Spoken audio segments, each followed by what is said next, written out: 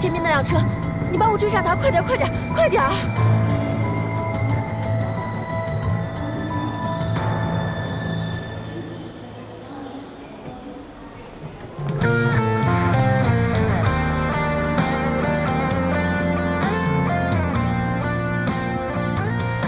我现在就向你求婚。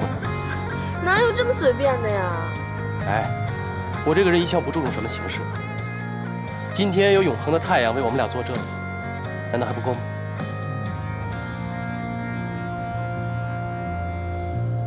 听一夜失恋歌曲，一句句歌词都是我的剧情，你只路过而已，却占据所有记忆。余生的光阴，只为戒掉你。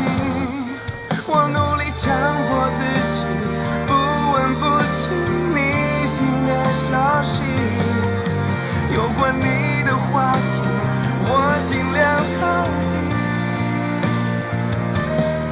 我必须强迫自己，学着抽离爱过的真挚，拥抱过的经历，全变成距离。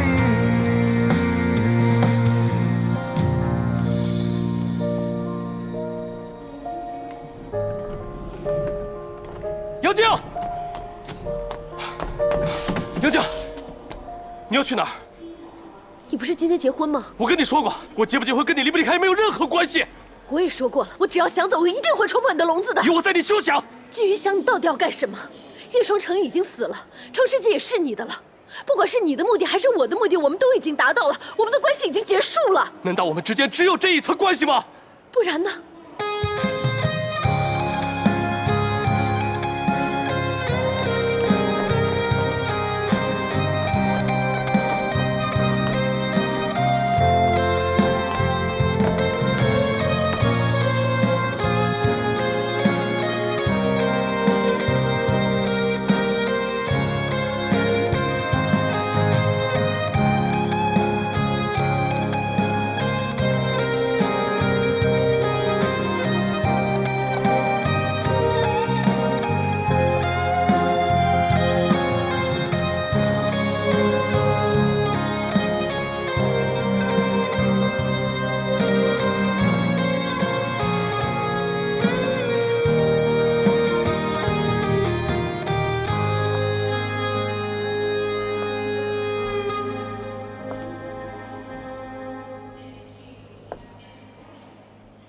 你怎么来了？这就是你每次说有事情的原因。季云翔，你知不知道今天我们结婚？我现在没空跟你说话。哎，我不许你离开我。季云翔，你太卑鄙了！我一向卑鄙，你知道。季云翔，我才是你的妻子。你现在还不是。我们的婚礼已经开始了，你知不知道？我爸爸妈妈还有所有人还等着我们回去。我不会娶你的。她才是我爱的女人。从头到尾，我根本没爱过你。地球它转动着，有滴泪停下了，别还在原地站着。回过头说什么，一瞬间都变了。当你从我眼中模糊了，季云翔，你给我记好了，我算不算了解？是本姑娘甩了你。爱和不爱都失去了什么？等你把快乐当作巧合，我才把心酸变成心得。我们其实不会，只是比想象更加慷慨。要不到的幸福就别太快表态，怕辜负，怕等待，怕寂寞。或许我们不够爱。我们谁都不坏，只能怪自我保护太快。你的等待没等到你的期待，两个人都想站在对方的死角，一颗心不想交出来，这算不算被爱？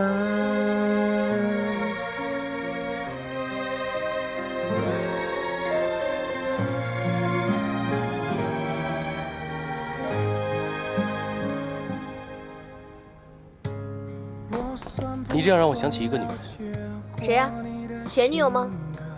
可现在我眼前就只有你。你可以选择不相信，但是如果你选择跟我在一起生活的话，那你今后每天都会面对这样的真相。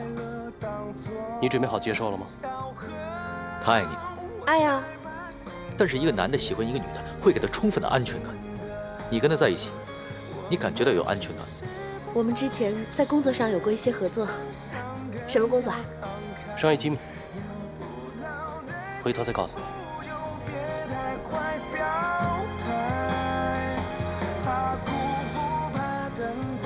腿伤了，喷喷药很快就好了。但如果以后伤的是心呢？还有药可以喷吗？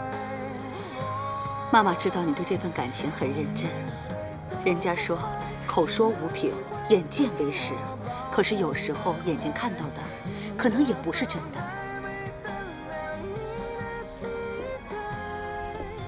你知道我小时候的梦想是什么吗？什么？就是住在这样一栋房子里，晚上呢就跟爸爸妈妈围在壁炉旁边，一家人讲故事、聊聊天，聊到睡着。然后跟自己爱的人在一起是吗？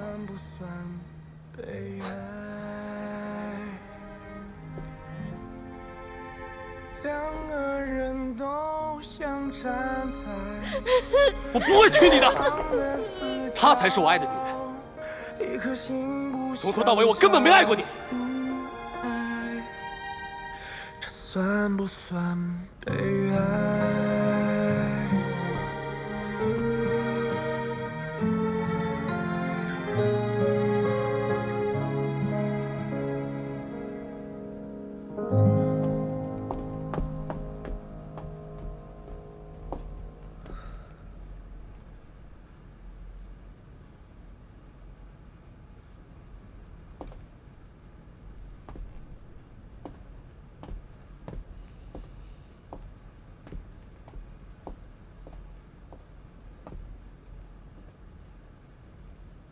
都走了。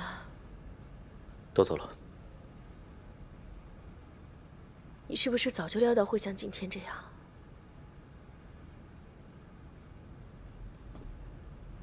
早一点总比迟一点好。冰红，算了，不要去想他了，他真的不适合你。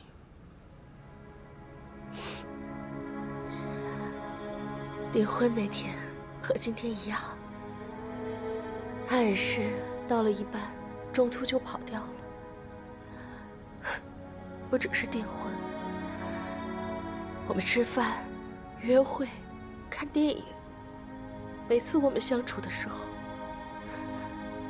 好像总有一根我不知道藏在哪儿的线，轻轻一拽就把他给突然拽走了。我在他心里永远是最后一位的。以前我一直以为是因为他工作忙，所以才忽略我。我是商会会长的女儿，我爸妈几十年的婚姻能够维持下来，我觉得自己看得比谁都明白。想做一个成功男人的太太，首先要学会的就是忍耐。忍耐一天又一天的孤独和寂寞，甚至他的疏忽，他的无视。所以在我和金云祥的这段感情里面，我谨小慎微，我甚至亦步亦趋，我勉强自己一次又一次的去接受这些。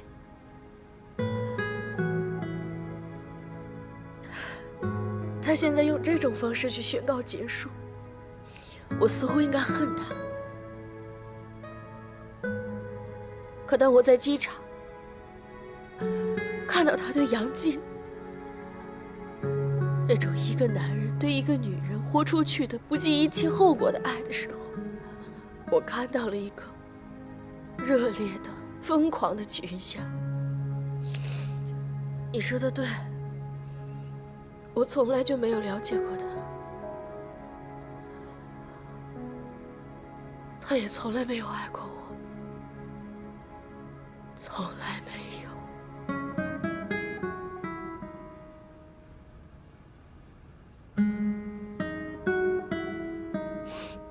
我输了。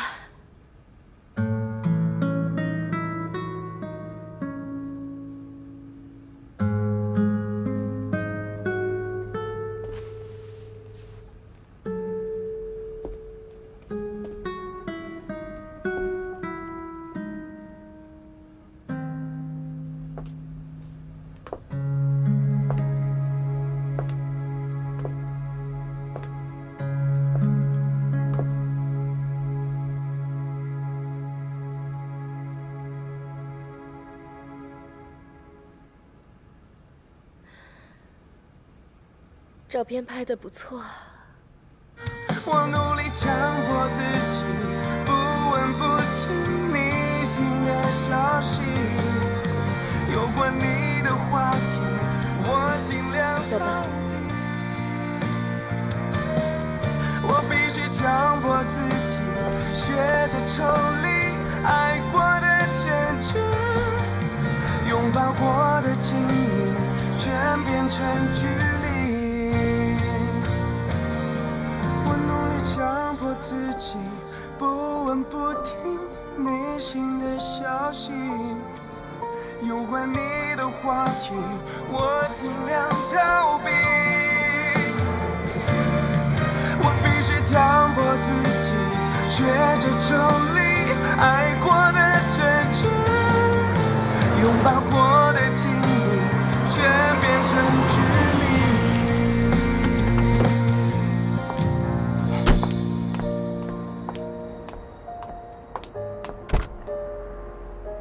下车。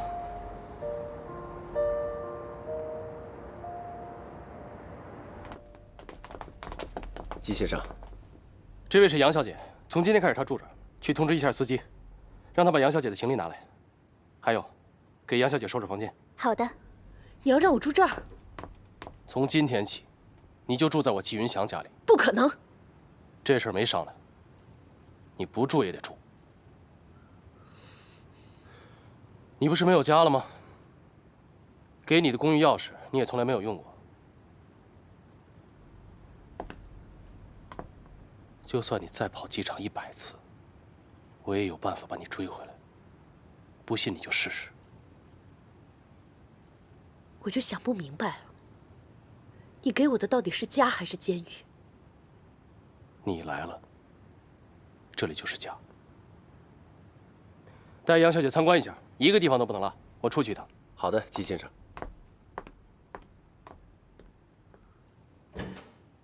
杨小姐，这边请。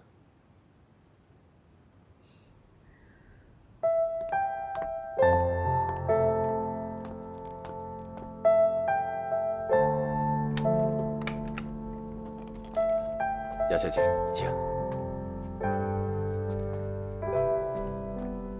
这间呢是书房。季先生平日心情不好的时候啊，就到这儿来看书，并且呢，还会亲自打理这个房间的卫生。这里啊，我们下人是插不上手的。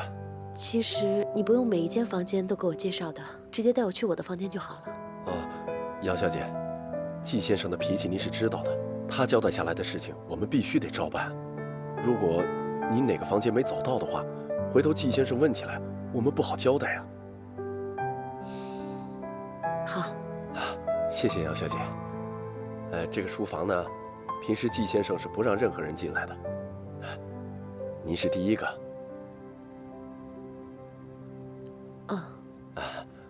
好，那我们接下来去参观别的房间吧。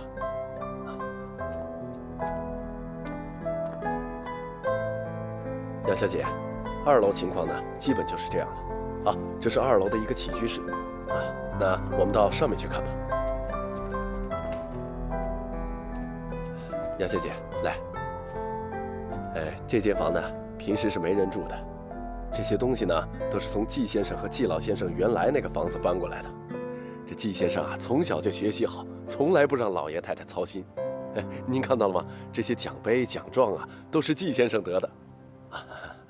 对了，这什么书法呀、画画、奥数啊，还有各种棋类，他从来都不落在别人后面。可以说，季先生是非常优秀的。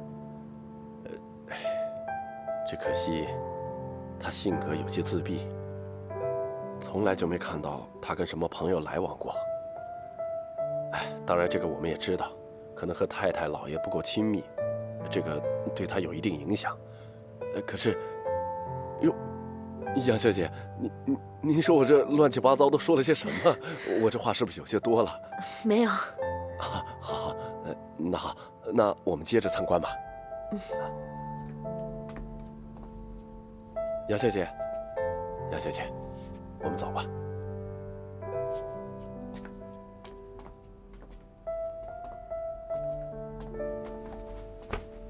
杨小姐，请。杨小姐，这就是你以后要住的房间。因为季先生通知的急，我们匆匆忙忙的也没有收拾好。没关系，我可以自己收拾的。好，杨小姐，这间房呢，朝向好，通风，又宽敞，住在这儿会比较舒服。啊，还有，洗漱用品呢，我们已经给您放在卫生间了。您看还有什么要添置的？您需要什么，您就直接跟我说。谢谢。那好，如果您不需要什么别的，也没什么事，那我们就先去忙了。我们先走了。您休息。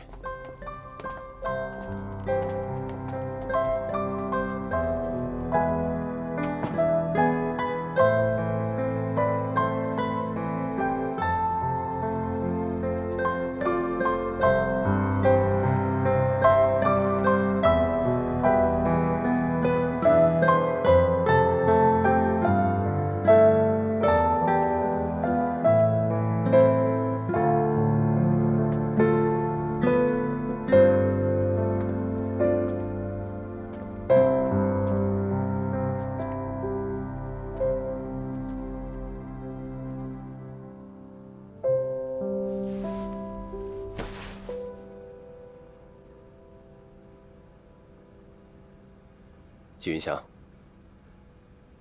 你居然还敢出现在我面前！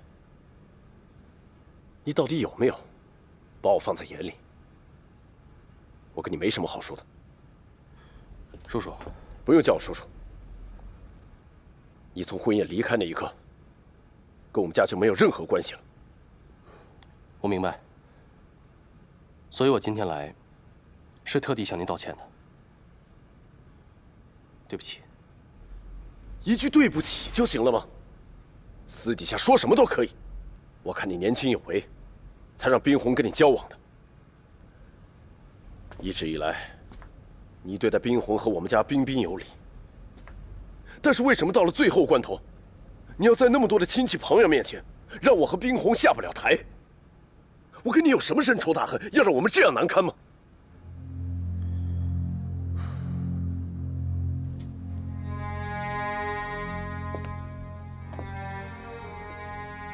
叔叔，我不是故意给你难堪的。跟您说实话吧，我是因为另外一个女人才这么做的。在这个时候，你跟我说，是因为有另外一个女人。我从不过问你的私生活，我一直以为你是个聪明人。我很清楚，可我依然决定放弃这一切。为我爱的女人放弃这一切，我欠她的。那天在婚礼现场，如果我不去机场的话，她就会离开。那我这辈子都见不到她了。那我叫冰红怎么办？我跟你说，就算我没什么背景，身为一个父亲，我都会拼命来保护我女儿的。所以，我来的时候我已经想好了，不管你如何惩罚我，我都会接受。我真的很想认识这个女人，她怎么竟然可以让你连自己的事业跟未来都不要了？您是没见过她，如果您见到她的话，您就会明白我为什么会这么做。其实，如果我继续跟小红在一起的话，那很可能会给她造成更大的伤害。你这么说什么意思？当年我父亲也是因为选择了事业，才跟我母亲结合的。可是我父亲后来依然放不下他心里那个女人，久而久之，他就疏远了我的母亲。而我母亲也发现了他心里的那个秘密。在我童年记忆里面，只有我母亲和父亲的争吵。我母亲始终没有原谅我父亲，她一直郁郁寡欢，到最后含恨而死。我不想同样的事情也发生在小红身上。我相信您作为她的父亲，也不希望看到这一天吧。如果冰红是这样，我一定杀了你。您可以杀了我。如果您认为杀了我可以弥补小红的痛苦，让她重新开始生活，我愿意接受这一切。可是你有没有想过小红？您这么做，她真的会高兴吗？我认为最好的办法，就是让她早点认清，我纪云祥是一个混蛋，是个不值得一提的家伙。让她认为，我是有目的的想利用她，才接近她。这样的话，她才可以从痛苦中摆脱出来。你果然很会说话，不愧为商业奇才，将众鑫集团搞得有声有色的年轻董事长。但我作为一个父亲，我不会原谅你带给我女儿这么残忍的伤害。你要还算个男人，给我离开！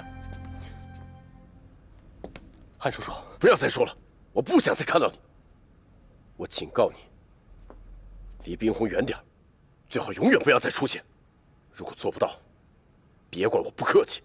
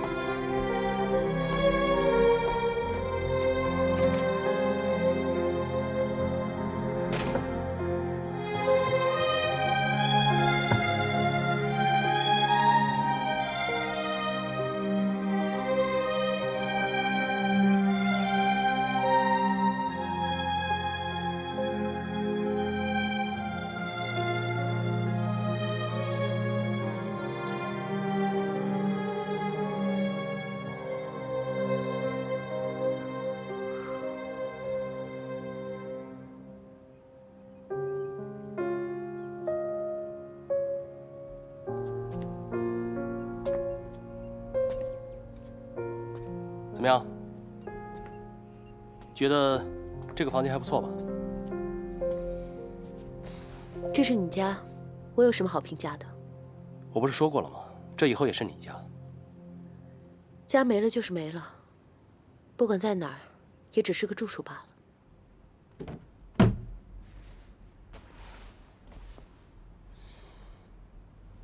我说杨静，你总是有办法，一句话就把我惹火。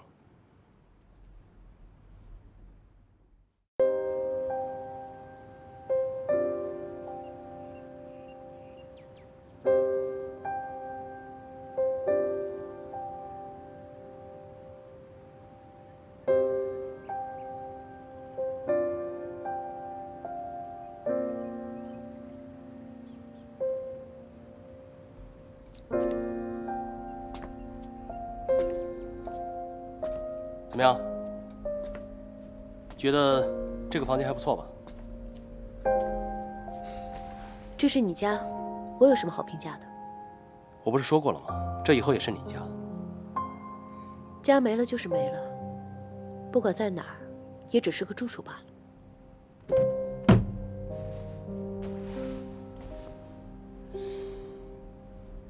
我说杨静，你总是有办法一句话就把我惹火。你知不知道我把你从机场追回来，放弃的是什么？我不求你能够理解我，但我没想到换回的却是你这种态度。那你要什么态度啊？啊，我知道了，你要这个是吧？好啊，在这儿还是在这儿？来，给个态度啊！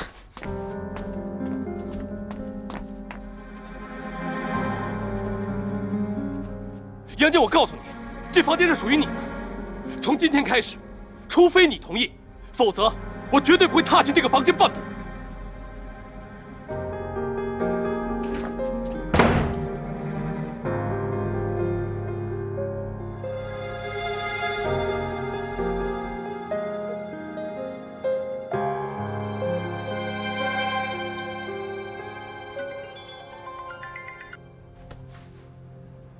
是我。好点没有？好点了。我知道我现在劝你什么都没有用。我自己能想开。那就好。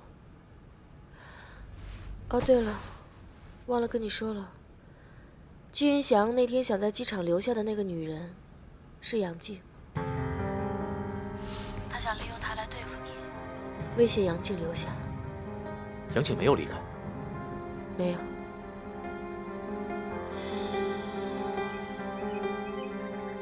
去请杨小姐下来吃早饭。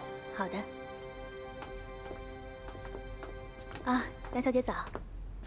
以后不用叫我吃早餐，我会管好我自己的。你胃不好，必须吃早饭。对了，你的行李我已经让人送来了，赶紧吃吧。吃完以后，我们去趟创世纪。去创世纪干什么？不管怎么说，你父亲越商城都是因为你才把公司拱手相让的。我想给你一个公开的身份，让你成为创世纪的新股东。从今以后，创世纪就是我们2个人的。我不需要。你要是不需要的话，我也不会勉强你。一会儿你要是高兴的话，可以出去走走，买点东西，不用替我省钱。难道你不怕我再跑了吗？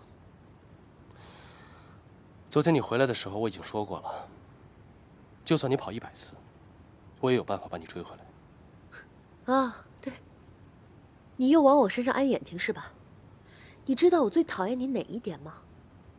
你把一个人箍住了，连喘气的机会都没有。跟我在一起了，你就不需要那些了。赶紧吃饭吧。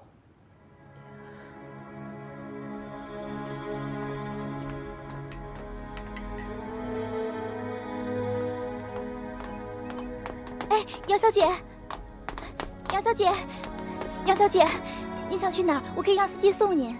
不用了。哎，可是季先生吩咐过了，让我照顾好您。他让你照顾我，还是监视我？这个我真的不是这个意思，对不起啊。不用了，我就自己出去走走。哦。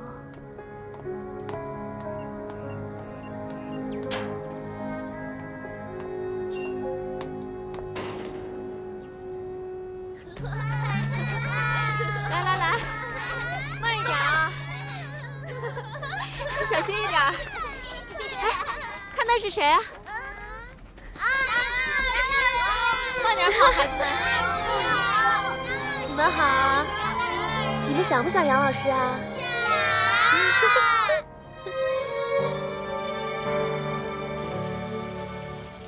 最近经济不景气，就连我们企业自身也受到了很大的影响。所以我提议，像这样的面子工程，应该尽快关闭。季董，这天使幼儿园可是叶董生前一手发展起来的。我说过了，这是面子工程。叶董生前的时候就爱面子，可对于企业的发展有什么意义吗？季董事长，你觉得什么有意义？天使幼儿园是慈善事业，你知道他每年要救助和收留多少儿童吗？我们这样一个集团，在力所能及的情况下，最起码的善心都没有吗？还有季董事长，你别忘了，现在你在创世纪不是种姓。哎，叶总，你别忘了，现在你在创世纪不是种姓。 你在创世纪不是种姓。 你在创世纪不是种姓。 你在创世纪不是种姓。 你在创世纪不是种姓。 你在创世纪不是种姓。 你在创世纪不是种姓。 你在创世纪不是种姓。 哎，叶总，注意你的口吻。我现在是创世纪的董事长，所以我要实现股东利益的最大化。但现在我要提醒你一句，你连自己都救不了，何况是救别人。既然有反对意见，那咱们就投票解决吧。季董事长，这个董事会都是由你控制的，投票还有必要吗？当然有必要，董事会有董事会的规矩，我们要讲究民主，是吧？好，现在我们投票，反对我的，请举手。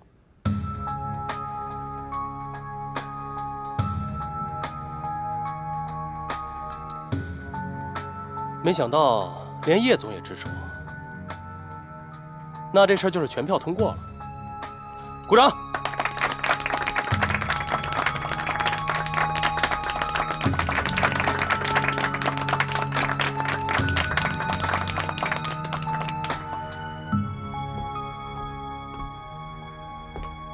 卓一凡，谁把你放进来的？我这一拳没有在股东的面前抽你，我已经给足你面子了。哎，你别忘了这是谁的地盘。身为一个男人，你挟持一个女人，你还好意思？你怎么那么卑鄙龌龊？都过了这么长时间了，你真以为杨静跟我在一起是因为你吗？杨静现在过着扭曲的生活，她完全可以逃走，你居然还折磨她，你到底要折磨她到什么时候？你有什么资格跟我说这些？你跟杨静什么关系？你别忘了，她现在已经不是你的女朋友了。你怎么不关心一下，你现在的女朋友叶玲在我手底下是什么状况？杨静难过的时候你在哪儿？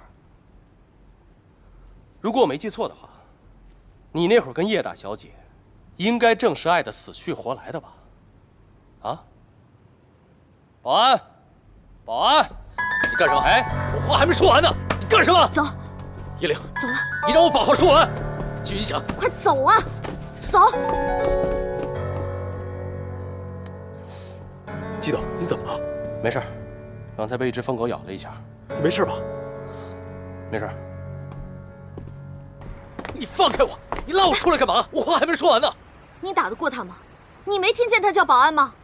你怎么能做出这么冲动的事呢？他又把杨静扣了，他又把杨静给扣下了。他，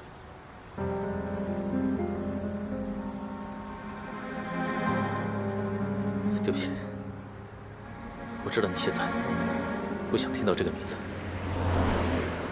我只知道，我们俩现在在季云翔眼里就是一只小蚂蚁，他随时都可能把我们踩死。我们没有力量去跟他对抗，只有忍耐。小蚂蚁，你变了。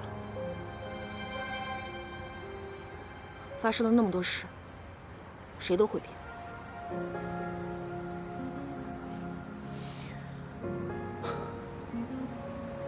这次是我想的不够周全。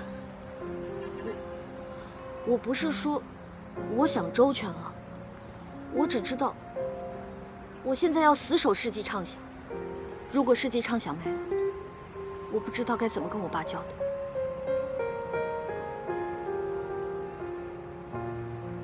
你有没有想过回来工作，哪怕是以朋友的身份帮忙？叶玲，你爸之前让我离开世纪畅想，跟世纪畅想断绝了所有的关系，一定有他的用意。我不想辜负他。那你今后怎么打算？我想开一家公司，白手起家自己来。我觉得，与其寄人篱下，还不如自己主动出击，主动创业。或者你也可以，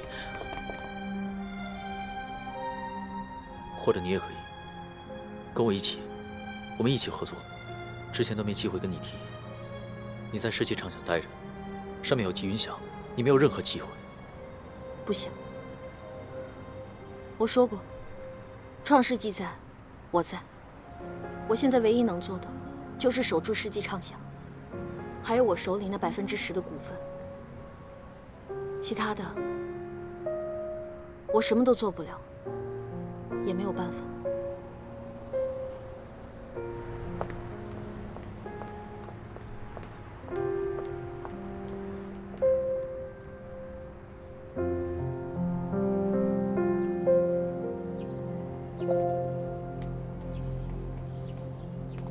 园长，前段时间我家里出了一些事情，所以我就暂时的离开了。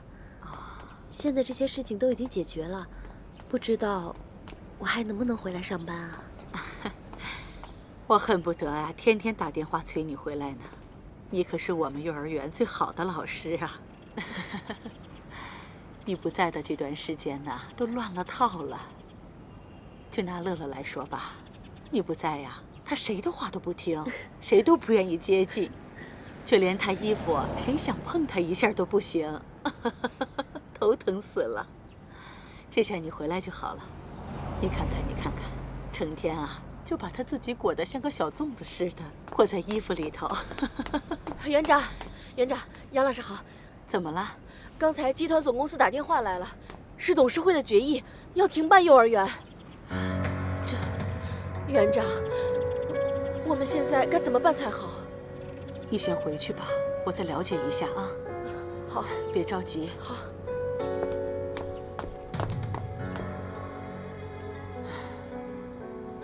公司发生了这么多事情，我想过会要连累我们幼儿园的，但是没想到会这么快。园长，您先不要着急，说不定只是一时的传言，过一段时间就会好的。叶董走了以后，创世纪也是摇摇欲坠了。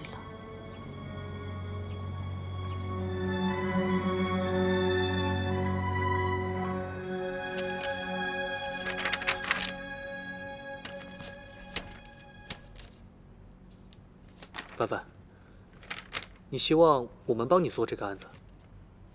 一凡哥，其实我们现在在公司也挺为难的。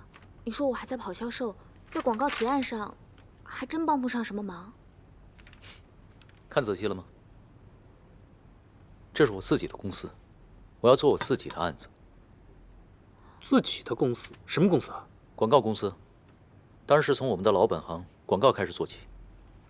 我已经反复的想了几个晚上，现在创世纪完全落入季云祥的手里，我必须要做点什么，否则就是等死，坐以待毙。所以我已经把银行里所有的积蓄都拿出来，再加上银行贷款，成立了这家公司。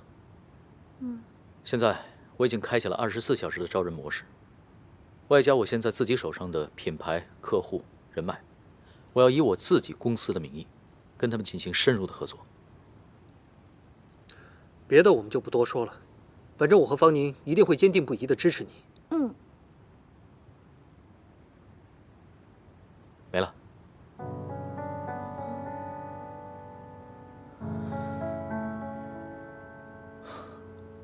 难道你们两个不想加入我的公司吗？一凡哥，不是我们不愿意，只是现在的状况由不得我们。现在的状况，问问你知道现在是什么样的状况吗？现状是众星和创世纪2家共同性质的公司同属于一个人，那个人就是季云祥。他不会允许共存的，所以创世纪迟早会解体，你们俩也迟早会被踢出去。为什么不反客为主跳出来，创建一个属于我们自己的公司呢？一凡哥，我知道你说的很有道理，但是创世纪现在刚刚易主，集团上上下下全部都是季云祥的人，叶灵一个人在那腹背受敌，我们俩要是这个时候走，你说这也太不厚道了。叶灵真的挺不容易的。我们也在想能不能帮帮他，帮帮公司。而且现在我们正在帮世纪畅想做一个大的案子，所以我们只能帮多少算多少。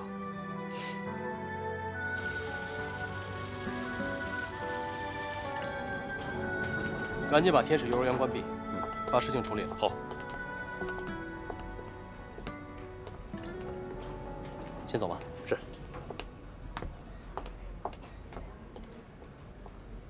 你这会儿来，不会是想接我下班吧？停办天使幼儿园的决定是不是你做的？原来是为了这件事儿啊！我还真以为你是来接我下班的呢。为什么？因为那是叶双城开的。现在我是创世纪的主人，只要我看着不顺眼的，我都可以关了它。你可不可以把他留下？为什么？因为我想留住我最后那一点点良知。我喜欢那儿，我喜欢那些孩子们，我觉得我在那里是活着的，我不是一个废人，我有事情可以做。这个理由足够吗？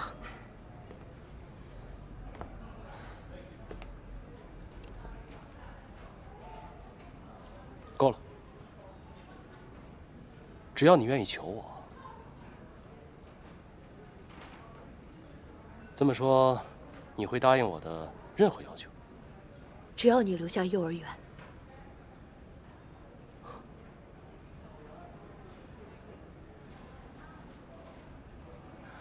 好，我答应你。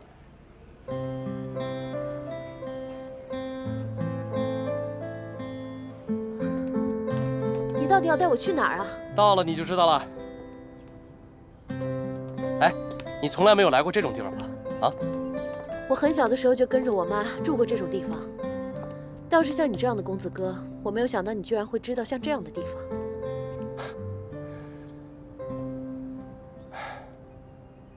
你说奇不奇怪？这些树啊，房子，小时候我看他们的时候，觉得他们好高好高。可现在时间过去了，再回来看，他们却还是一样。所不同的是，这些树它们都变矮了。走。你是不是应该告诉我，你到底要带我去哪儿啊？等到了你就知道了。来。马上到了。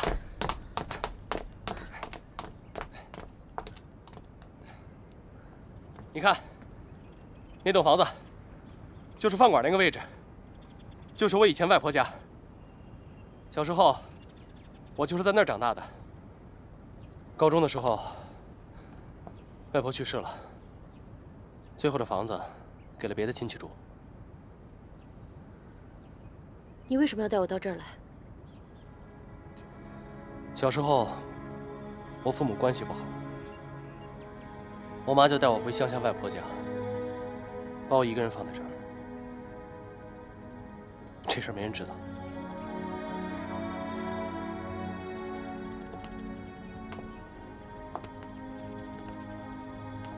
这还是我长大以后第一次回来。以前我特别害怕回到这里，知道为什么吗？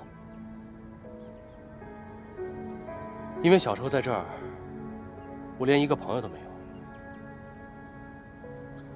可是很奇怪，昨天晚上我竟然做梦又回到了这里，就站在这个位置，是小时候的样子。看着小时候那帮小伙伴们在这山坡上跑来跑去，特别欢乐。而我呢，就只能远远看着，不敢靠近。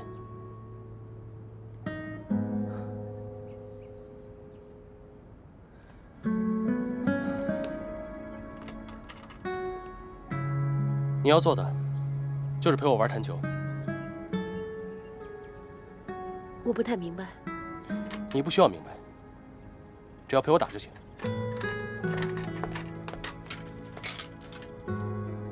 来，小时候我是这村子里的怪人，我也不知道为什么，就是没有一个小朋友愿意陪我玩。可眼下呢？我现在是众星集团和创世纪的董事长，手下有好几万员工。哪个人见了我不是卑躬屈膝、阿谀奉承啊？可是到头来呢，我还是一个人，没有人愿意跟我交朋友，也没有人愿意靠近我、了解我。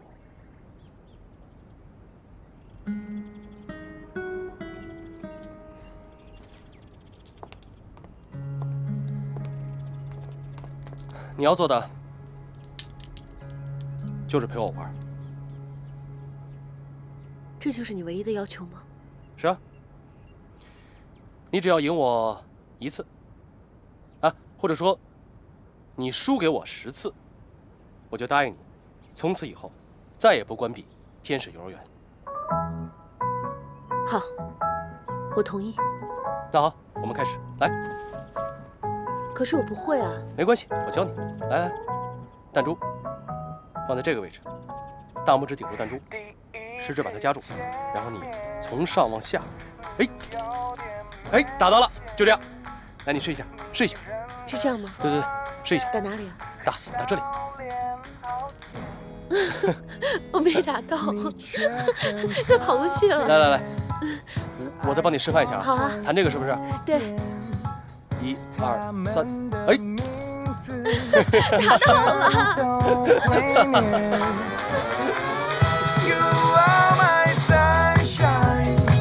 等日落之后陪你看海，粉色西装配上领带，准备耍赖。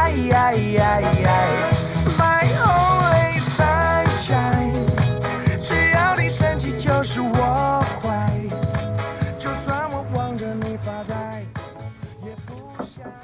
进来。叶总，这是明天给奥美公司的广告策划案。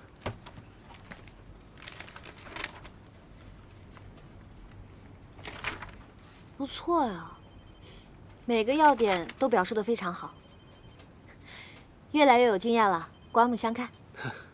虽然做了3天3夜，也只是帮了你一点小忙。我知道，自从季云翔他把创世纪抢走之后，你的处境也不好过。我只是个小人物，我能做的也只有这些了。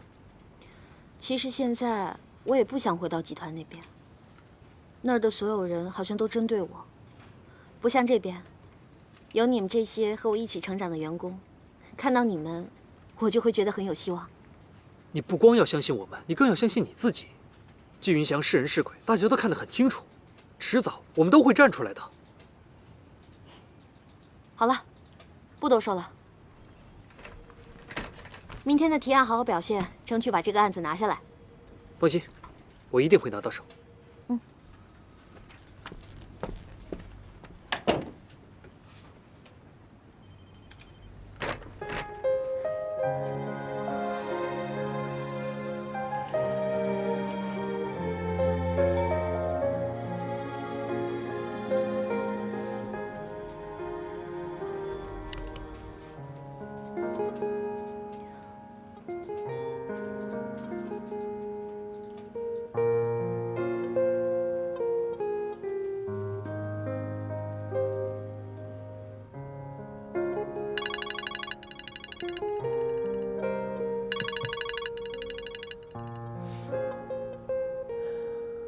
哎，依玲，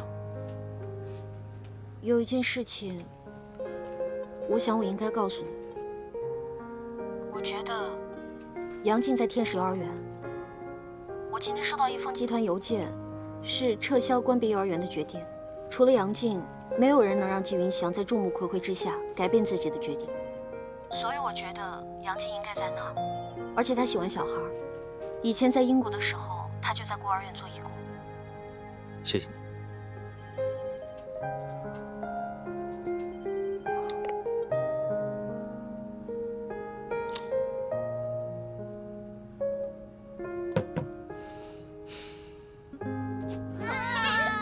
你们都跑到哪去了？我在找你呢，杨老师。在哪儿啊？找不到。对不起啊。再见，姜老师再见，要小心点哦。拜拜。再见，再见。快点。大学毕业以后，我就没见你笑得这么灿烂过。要不然你以为我过的是什么样的日子啊？惨兮兮的，苦大仇深吗？日子嘛，还是要往下过的。对，我还真想知道你现在过得怎么样。你是想问季云翔吧？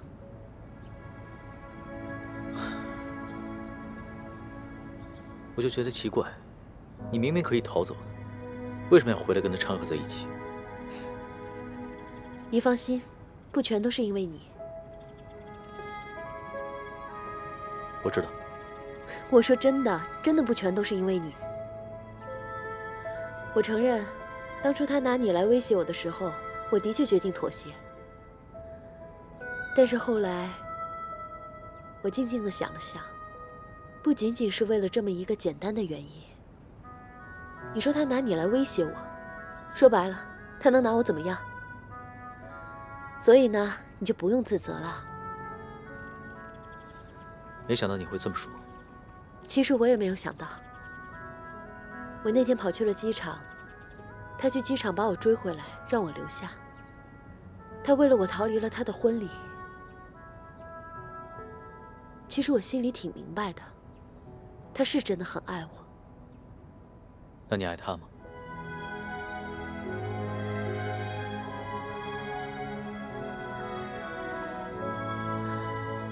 我以前恨他，非常恨。可是慢慢的，我发现，他其实也挺可怜的，竟然让我变得不像以前那么恨他了。也许，这可能也是我留下来的原因吧。我很欣慰，在这个城市里能有一个人这么爱我，所以你不用替我担心，谢谢。你别忘了，他对你造成的伤害，我给你一笔一笔的全都记着。这都是以前的事情了。对啊，以前的事情。以前你跟我刚分开的时候，我的确恨过你，我怪过你，就是因为我不知道。现在我全知道了，所有对你造成的伤害，都是因他而起。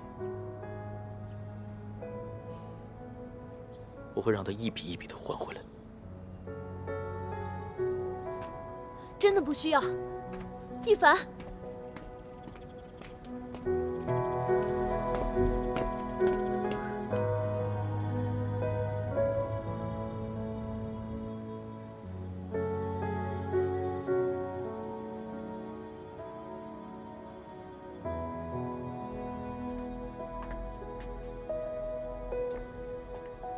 我可以进来吗？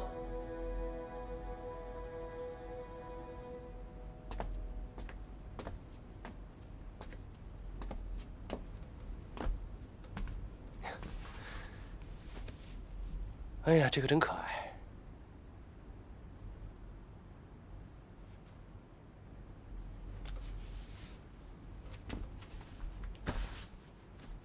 捏这些干什么？这是明天要带去幼儿园送给小朋友的。这事儿可以让别人做啊。这是我愿意做的事情。我现在只关心幼儿园还有小朋友。就没有别的了吗？没有。不过，还是谢谢你没有关闭天使幼儿园。不用，那是你应得的。这是你用代价换回来的吗？去睡吧，总是晚睡对身体不好。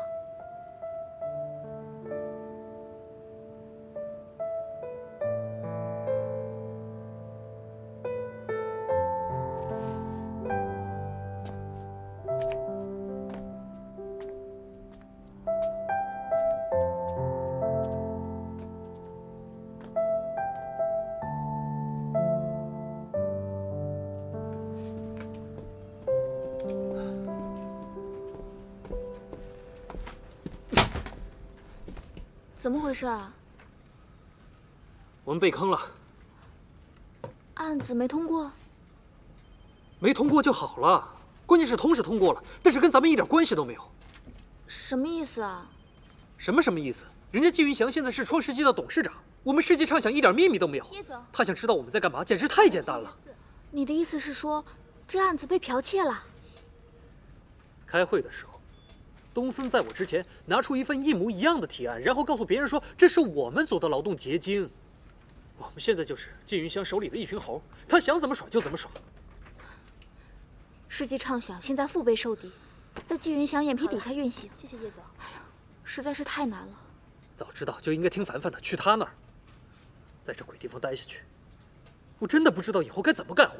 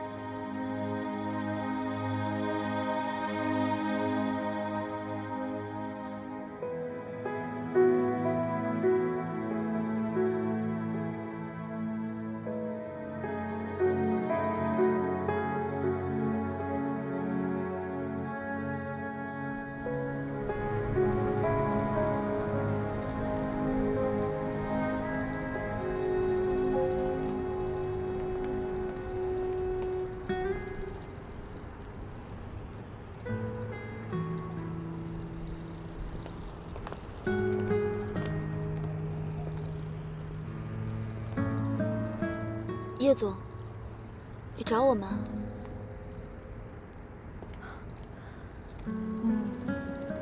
创世纪已经天翻地覆了，你们作为老员工有什么想法吗？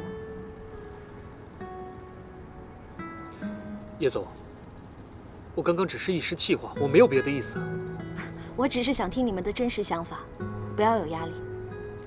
其实，我也没有想到，世纪畅想的辉煌会在傲盛这里终止。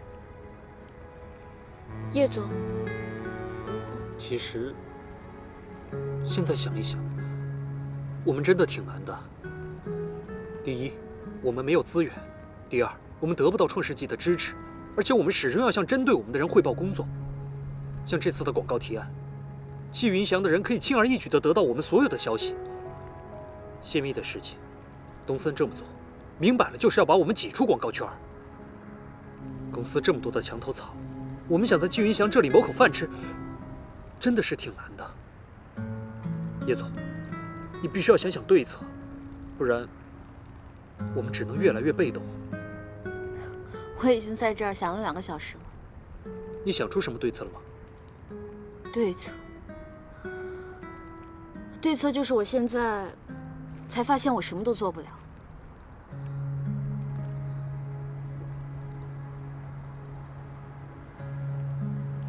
卓一凡找过你们是吗？他想自己开公司找我们入股，但是我之前没有答应他，因为我们觉得不能在公司最艰难的时候离开你。你们的好意我心领了，不过我建议你们去吧。为了你们的前途，不用管我。现在我已经口头答应你们辞职了。叶总，祝你们和卓一凡好运。叶总，要不你跟我们一起走吧？世纪畅想也没什么好待的。方宁，我会一直待在这里，就算有一天世纪畅想沉没了，我是这里的船长，我会和创世纪一起走到最后。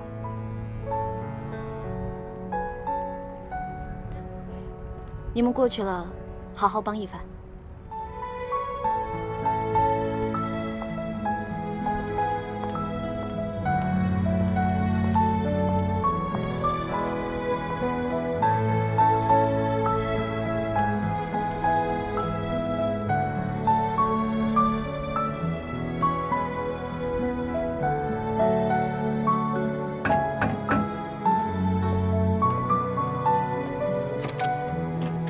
一凡哥，我们现在入伙还来得及吗？进来吧。凡凡现在是不一样了啊，家里头不像猪窝了。你这动作还挺快的嘛。前期的准备一定要到位。一凡哥，那我们现在要做什么？你们呢，放心吧，因为我们现在做的都是一些老本行，而且前期的规模，我也不建议太大。那办公地点呢？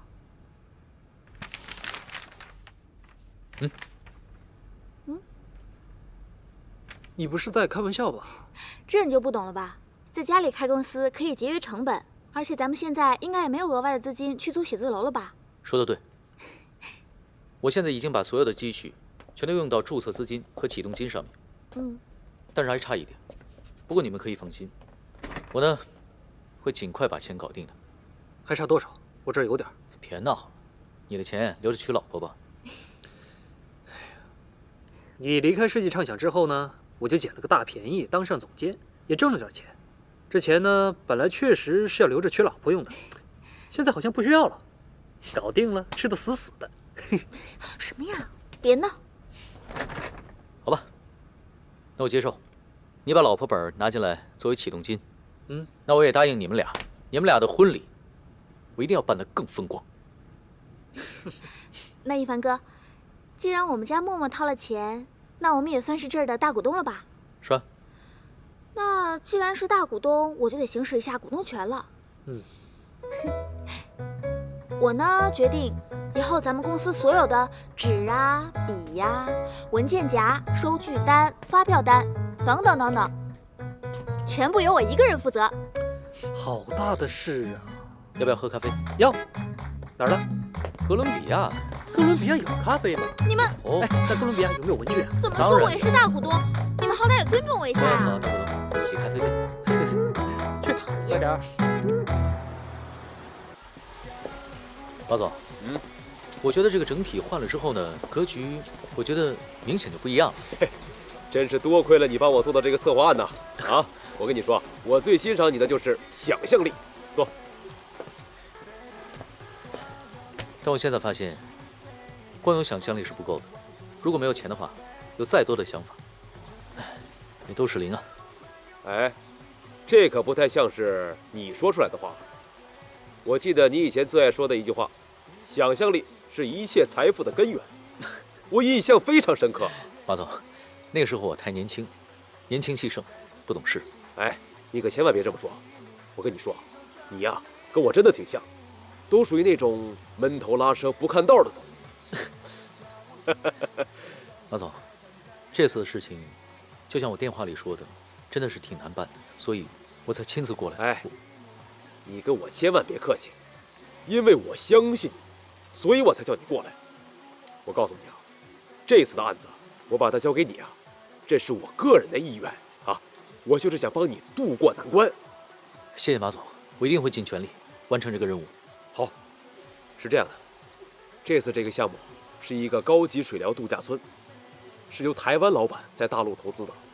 这个老板会生活，讲情调，在酬劳方面也很大方。哎，你现在的情况我也清楚，所以怎么实施，怎么运作，你呀交给我。你只要把这个案子做好了，我保证咱们一定双赢。这份资料好好看看，3天时间，希望你能做出一个完整的策划案，有问题吗？没问题，交给我吧。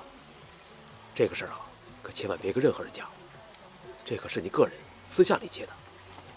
这个是定金5万，马总，你把这些钱收下，你的那些麻烦就能解决了。马总，你听我说，这钱我收不了。